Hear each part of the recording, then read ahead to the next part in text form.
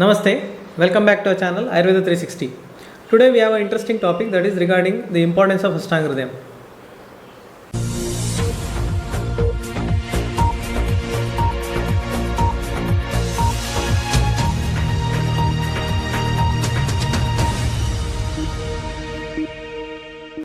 So students, before joining the course of Ayurveda usually would have known certain names in Ayurveda like Charaka, Sushruta and some of the other authors. But as soon as they enter the first professional BMS, they see the subject name as one of them being Ashtanga Hridayam and the author being Vagbhata. So they usually think like, why am I studying this subject? They are not sure of why they have joined this course or the subjects related to first year, why are they more of Sanskrit, and such kind of questions will be there in their mind. So just to clear such doubts in the minds of those first year BMS students as well as others regarding why CCM has kept Ashtanga Hridayam, that is specifically Sutrasthan part, that is 30 chapters of Sutrasthan in first year. I have made this video, so watch till the end for the maximum benefit. So basically Ashtanga Hridayam Sutrasthan is mostly taught in the colleges by not the experts of the college, which is not a healthy sign for a Ayurveda college. A science which requires a certain expert in the subject should teach that subject. Then only the person or the student who is listening to that subject will get the interest or will get to know why they are actually studying the subject. So Ashtanga Hridayam is one such subject. Sutrasthan being having 30 chapters. So basically the whole of Ayurveda, what you can see in Charaka Samhita and even on the other authors, they have mentioned the Trisutri Ayurveda, that is Hetu, Linga and Aushadha part. So Hetu being the Nidana, that is the Nidana Panchaka. As soon as the patient enters the clinic, what are the questions we are going to ask him? What are the things he is going to tell us? What are the things we are going to assist like signs? So, and what are the medicines we are going to prescribe? So, this is the usual protocol which we follow in a clinical practice. In this clinical practice, the first part, that is Hetu, is analyzing the Nidana, that is the cause which is responsible for the disease manifested in that patient. So usually ask these questions to find out regarding the Hetu, like what time did you sleep yesterday, what kind of food did you have, last few weeks did you go out or something like that. All these questions, or the patient himself will certain times tell you regarding certain allergies of the food, maybe regarding certain activities which led to a particular incident, maybe walking and then he just fell off and then he had a joint pain. So these kind of questions as well as the information given by the patient helps us to analyze the cause for the disease, that is considered as Hetu. And once the Hetu is consumed, may it be unknowingly or unknowingly, the person will develop certain of the symptoms and even the signs. So certain of the questions we ask patients to get the symptoms as well as the signs, and then we prescribe the medicine after diagnosing the patient or after applying the basic principles, even if we are not able to diagnose. So ultimately the patient's second part, that is the Linga, Lakshana is nothing but signs and symptoms, and then the Aushadha is nothing but the medicine. So the whole clinical practice as such of any doctor, may it be Ayurveda or any subject can be clubbed under these three only, Hetu, Linga and Aushadha. And it is the legacy of Charaka and other authors to find out, or you can say to concentrate on these three, Hetu, Linga and Aushadha part. So these three are together called as Trisutri Ayurveda. Sutra refers to Tatra Suchanat, Sutranat cha, Artha Santatehe, Sutram. So basically Sutra refers to that thread, or you can say that small part of the thread or a small part of a bundle, so which is bound by a thread. So why it is called as thread or sutra? Once you open the thread, you are able to identify what is there in the bundle, or what is the exact information in the bundle. So if you are not able to open that sutra, then definitely you are not going to get the ultimate fruit of that actual bundle. So that's why the name is called as sutra. Here we have three things, that is Hetu, Linga and Aushadha. That's why it is called as Trisutri Ayurveda. So Ashtanga Hridayam Sutrasthana, having 30 chapters, is wonderfully written based on these three only, Hetu, Linga and Aushadha. Which means if you are able to learn this Ashtanga Hridayam Sutrasthana in the best possible way, or by applying your maximum time in the first year, or you can say by giving your best, by giving your 100%, then definitely that is going to have a long time effect. That is going to have a long time positive effect on the career as well as the in clearing the other subjects of next year. So this information, that is Trisutri Ayurveda, and combining Sutrasthana part of comparing the Sutrasthana of Ashtanga Hridayam is done by a commentator called as Hemadri. So Hemadri has written Ayurveda Rasayana, one of the commentary of Ashtanga Hridayam, famously known by the author called as Hemadri. He has basically given, or you can say classified this into three skandha, that is Hetu, Linga and Aushadha skandha. How Sutrasthana is divided into three skandha, that we are going to see now. So basically, the first chapter of Ashtanga Hridayam, Sutrasthan, if you see, it is called as Ayush Kamyam Adhyaya. So Ayush Kamyam Adhyaya basically deals with the, you can say, the beginner's class, or you can say crash course. As soon as you enter a new course, what are the basic things which you need to know before entering the actual subject? That can be taken as the Ayush Kamyam Adhyaya. You won't get much information there. You will only be getting certain of the enumeration, certain of the basic names or terminologies, and certain of the like basic things to be known as a physician, to be known by the physician. Nothing much. First chapter doesn't speak much of the content, but you can say it's an entire, you can say, like an index. So what you are going to study in this 5.5 years or the course of Ayurveda, it could be MD or any other science or any other degree. Ultimately, what are the things you are going to study?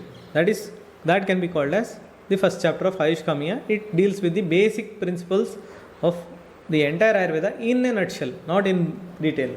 So that can be considered as the Sangraha Adhyaya. So after that, as you go to the second chapter, that is Dinacharya. Then third chapter is Ritucharya. Then you have Roganutpadaniyam and so on until the Rasabediyam of 10th chapter. So these chapters, that is 2nd to 10, if we analyze one by one.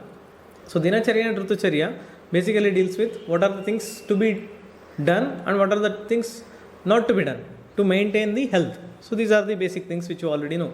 What are the procedures which you have to do based on daily basis, based on the regular routine, as well as based on the season. So that is what you have already studied or you are going to study in the chapters of Dinacharya and Ritucharya. One is based on the time, day, and one is based on the season. But the information is almost similar. Information in sense the intention. So the fourth chapter, if you see, Roganutpadaniya, is speaking of certain of the suppressible or non-suppressible vega. That is considered to be the urges, natural urges, what you usually get in English translation books. And this is the main content of this chapter. So fifth and sixth chapter basically deals with the properties of liquid diet and the solid diet which we usually consume, and certain of the medicinal drugs as well. What are the properties that you are going to see in fifth and sixth chapter? Fifth is dedicated to the liquid food called as Dravadravya Vignaniyam, and then sixth is dedicated to solid food. That is why it is called as Annaswarupa Adhyaya. Next you have the seventh chapter, Anna Raksha. So once you know regarding the properties of the food, before consuming the food, you need to analyze whether it is devoid of any kind of poison or any kind of contamination. So what are the ways to analyze those? Everything is written in this chapter of Anna Raksha Adhyaya. It could be simple contamination or it could be the severe way of identifying any poison as such. It could be done intentionally or non-intentionally. And the chapter ends with the other two parts along with the Ahara, that is Nidra and Abrahmacharya, being the Traya Upastamba. I am not going into detail of each of them. We are just seeing what are the content. After that we will be coming back why we are seeing this. 8th chapter deals with the Matra Shitiya, Matra plus Ashitiya. So how much quantity of food to be taken? Once you have prepared the food, you know that it is not contaminated, it is fit for consumption. How much should I take? That chapter, that information is given in this chapter of Matra Shitiyam. If I take more than required, what happens? If I don't take more than required, what happens? If I don't take required quantity, what are the negative impact? So those things you are going to say in the Matra Shitiyam. Then 9th and 10th chapters deals with the basic principles of pharmacology of Ayurveda. That is based on Rasa, Guna, Virya, Vipaka and Prabhava. How we are able to identify a drug to apply in a diet way, or you can say in a healthy way for a healthy person or in a diseased patient. So that is basically considered as pharmacology of Ayurveda. So Rasa, Guna, Virya, Vipaka and Prabhava. So all these five basic pharmacology as well as the other simple contents are mentioned in the context of the Dravyadi Vignaniyam and Rasabediyam. So if you analyze till here, that is from 2nd to 10th chapter, you can see that the author has given information which if we follow, we are going to remain healthy. This is the way which are usually taught in a college or in a textbook. But actually what is mentioned here is, if you do not follow, what happens, that is more important for us. Being a physician, when a patient comes to you, we are more interested in knowing what the person has done wrong rather than whether he has done it correctly. So for us, being a doctor, we need to analyze 2nd to 10th chapter as a hetu. In the sense, for example, one of the example like the simple Brahme Muhurte Uttishtet Swastho Rakshardham Aishaha. This is the starting sloka of the Dinacharya Adhyaya. So if I follow that, then definitely I am going to get the positive effect. But if I don't follow, then what happens? I am going to suffer from certain of the diseases of Kaphaja Vikara. If I wake up late, then definitely I'm going to get some Kaphaja Vikara, and I may suffer from even Vataja Vikara, because Vata Kala, if I don't wake up at that particular point of time, then maybe my Mala Pravritti may be impacted, because of which I may suffer from a constipation related symptom in the near future. So in this way, so whatever line is being mentioned in chapter number 2 and until the 10th chapter, each and everything can be considered as a hetu if I don't follow that. Milk is told to have such and such properties in the 5th chapter. So who should take that milk? By seeing the content, you should know that, by seeing the properties. If I don't follow that, or if I say the person who is already having certain kaphaja vikara, if he consumes excessive amount of milk, then definitely he may suffer from diseases like Staulya. So in this way, each and everything, whatever is written in 2nd to 10th chapter, in a positive way, if you follow that, you can maintain the health. That is definitely right. But if you do not follow that, or if you are deviating from these principles, then definitely you are inviting one or the other disease. Which means 2nd to 10th chapter is nothing but Hetu Skandha of Ayurveda.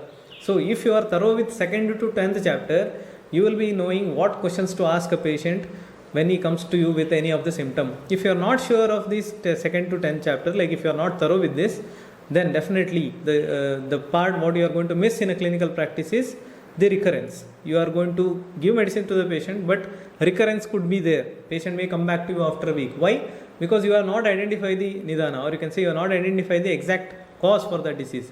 That is because your base is weak. So that is why whenever you ask a patient, you should always recollect from Ashtanga Hridayam Sutrasthana 2nd to 10th chapter, each and every chapter. If you analyze and by practice, definitely your questionnaire will be very much strong. Definitely you will be able to analyze many of those minute causes. Even the expert physicians or other super specialty doctors will not touch those parts. Those things also can be identified by a simple BMS practitioner. That is why the patient will be more interested in showing you rather than going to a multi-specialty hospital. The reason is simple. You are able to identify the hetu in a patient.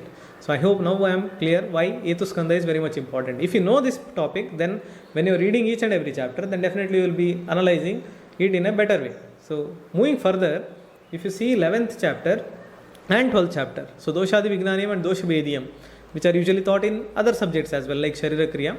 So in Ashtanga Hridayam, why it is kept in the 11th and 12th order? Because till 10th he has completed the Hetu. Now the question is, what are the symptoms the patient is going to get, or what are the signs you are going to identify in that patient? So that can be considered as Lakshana. So chapter number 11 and 12 entirely depends or entirely describes the clinical skills of a patient, whether he is able to assess the symptom, whether he is able to assess the dosha which caused that symptom, whether the patient is able to assess the Roga Marga, whether the patient, the doctor, whether he is able to identify the Roga Marga, whether he is able to identify the type of Vyadhi. Why? Because everything is required for the treatment. So for that purpose, he has to identify that. So 11th and 12th chapter, if you know, then definitely in a clinic, you know what type of assessment you need to do. When a patient tells like I am not able to see properly, then your mind may think from Majja point of view. When the patient tells like I am having the you can say overweight, I am having excessive amount of fat tissue in my abdominal region, then definitely you know which dhatu to think. When the patient tells like I am going on getting reduced weight, then you know which dosha you have to think. When a patient tells I am getting good sleep, but I am getting disturbed in the middle. When I sleep, it is fine, but I wake up in middle at least 2 to 3 times. You know which dosha to think about.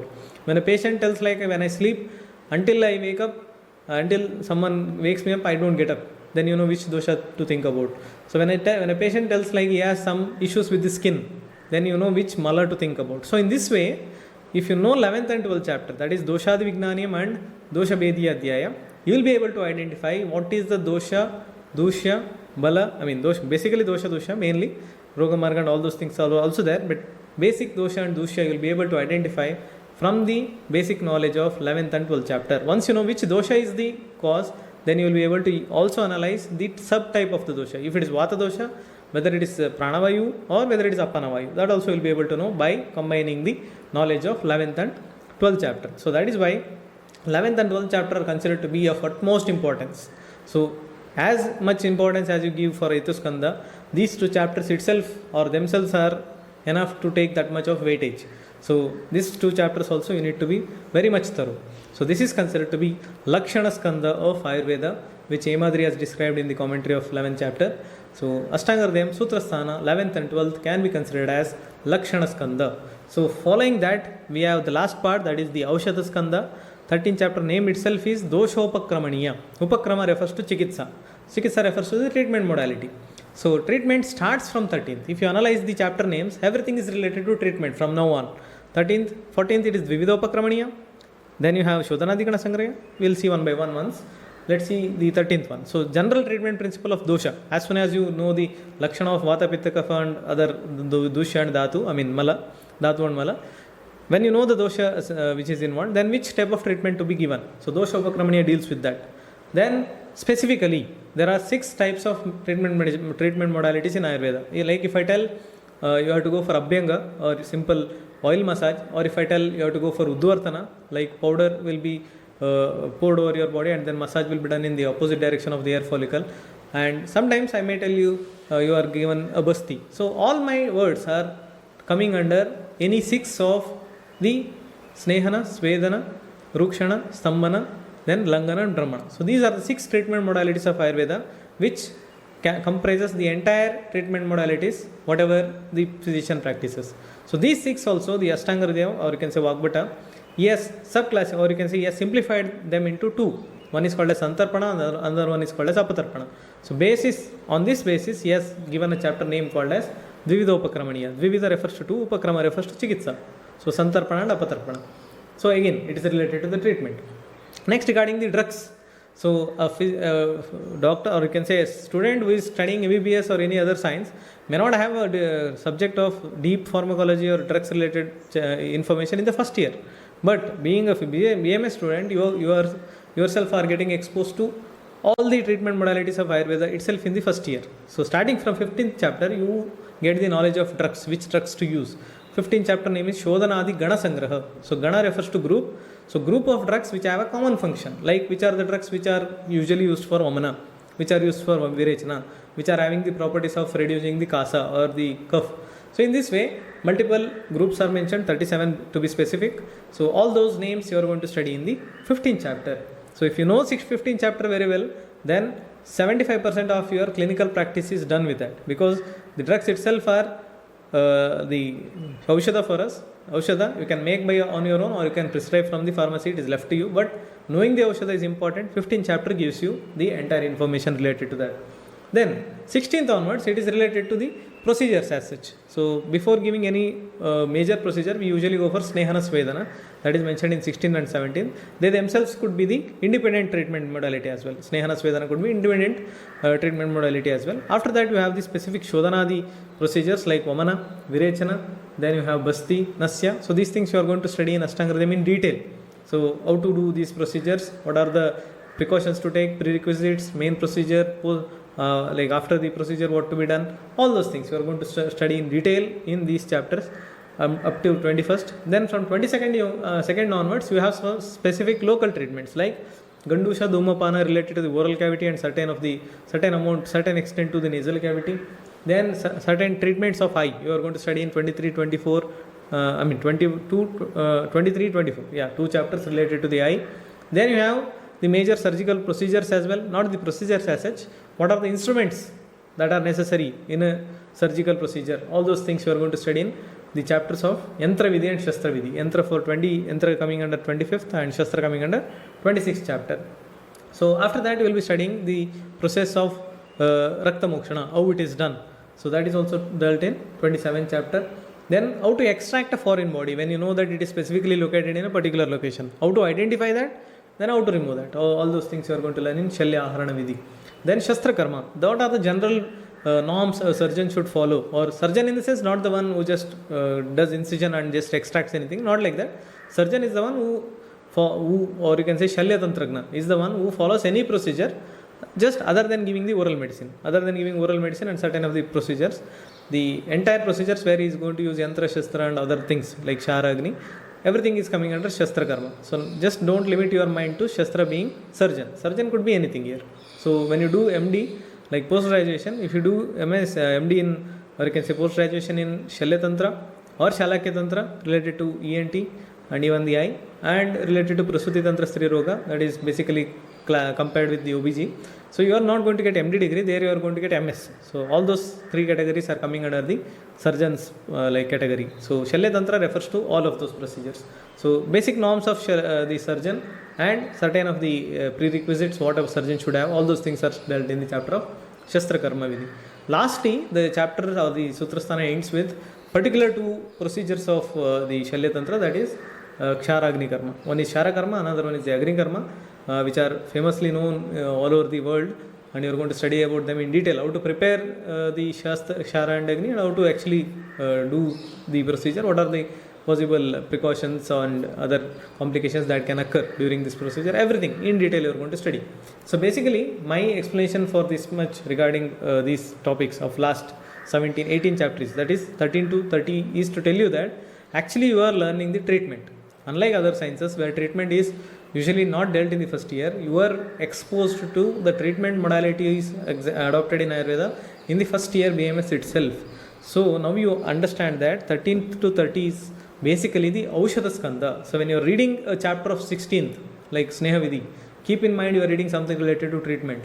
When you are reading 29th, keep in mind you are reading something related to treatment, that is specifically Shastra Karma. When you are reading 11th, keep in mind you are going to learn something which you are going to communicate with the patient. So if you don't know 11th and 12th, you can't communicate with the patient. So, or you can't understand the patient. When you are learning 6th chapter, keep in mind you are going to analyze what are the possible harmful effects if the patient doesn't follow. That is Hetu. So when you analyze in this way and start reading Ashtanga Hridayam again, if you have already completed Ashtanga Hridayam, and very well, but still if you come back and read from this point of view, definitely your way of understanding or way of giving stress to particular topic in Ashtanga Hridayam will be different, and you enjoy it in a better way because you are reading a clinical subject of Ashtanga Hridayam, specifically Sutrasthan. In other words, the Ashtanga of Ayurveda, Kaya, Bala, Grihurdvanga, Shalya, Damstra, Jara, Vrishan, the entire 8 parts of Ayurveda is some or the other way covered in Sutrasthana, that too in Hetu, Linga and Aushadha Skandha wise, and first chapter being the Sangraha type of Adhyaya. So basically Ashtanga Hridayam is nothing but a dream come true situation for a first BMS Ayurveda student. So I am not over exaggerating this thing. I am telling you, if you read BMS first year, that is specifically Ashtanga Hridayam in a, you can say, maximum to the maximum effort, then definitely next 4.5 years or next MD or any course you do, you are going to have a ease in all the subjects of Ayurveda, specifically the Ayurveda topic. You can concentrate on the other subjects where you feel it is weak or the topic is very vast, but the basics of Ayurveda will be very strong if you learn Ashtanga Hridayam Sutrasthan. If you go to second year, you have Dravya Guna, you have 9th and 10th chapters of Ashtanga Hridayam Sutrasthan, which covers major portion of Dravya Guna. If you go to third year, there you have certain topics in the subjects like Swastha in the subjects like the Prasuti Tantra, like Yantra Shastra, all those things are already dealt in the first year. Fourth year, you have certain topics of Kaya Chikitsa paper 1, you have a separate subject of Shalya Tantra, you have a separate subject of Panchakarma, everything. One or the other way, 50% of the information is already learnt in Ashtanga Hridayam. So even if your teachers don't stress on this topic, this part, please keep in mind giving at least 1 hour per day to Ashtanga Hridayam Sutrasthana in a first year, or even otherwise. Even if you are completed and if you want to come back and read, then definitely 1 hour is going to reward you with maximum benefit. So this video is specifically for giving due importance or showing you due importance to Ashtanga Hridayam, so that students don't regret after the end of the year, like I should have known these parts before studying the Ashtanga Hridayam so that I could have learnt it better. So sometimes what happens, you don't have time to come back. So it is not possible for everyone to come back and read again and again because you have other subjects as well. So Ashtanga Hridayam will give you platform. So in this way, I have completed the topic of the importance of Ashtanga Hridayam. I hope I have given justice to this topic now. So if you like our content, kindly like this video, share and subscribe to our channel Ayurveda 360. So until next video, myself Dr. Nandish J. Thank you.